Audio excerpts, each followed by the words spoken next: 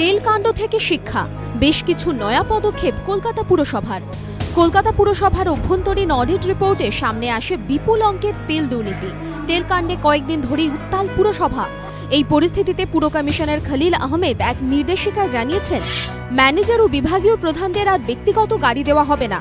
এবার থেকে একটি এলাকা থেকে একসঙ্গে আধিকারিকদের পিকআপ ও ড্রপের ব্যবস্থা করা হচ্ছে। কলকাতা পুরসভার গ্যারেজে তেলের খরচ নিয়ে বেসরকারি সংস্থাকে দিয়ে অডিট হতেই সামনে আসে কেলেঙ্কারির খতিয়ান।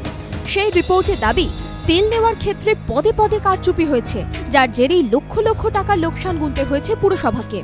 অভ্যন্তরীণ অডিট রিপোর্ট অনুযায়ী বহু ক্ষেত্রেই নথি বলছে অনেক গাড়ির ক্ষেত্রে অনুমোদিত তেলের পরিমাণ মানা হয়নি। কোথাও তেল নেওয়ার নথিতে কর্তৃপক্ষের সিলমোহর নেই, কোথাও গাড়ির লগবুকে উল্লেখ নেই গাড়ি কোথায় কোথায় গিয়েছে। রিপোর্ট প্রকাশ হতেই আন্দোলনে নামে বিরোধীরা।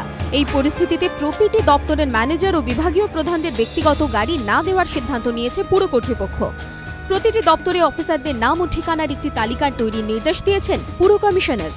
সেই ঠিকানাতেই এবার চালু হবে পিকআপ ড্রপ। অর্ণব মুখোপাধ্যায়ের রিপোর্ট, এবিপি আনন্দ, কলকাতা।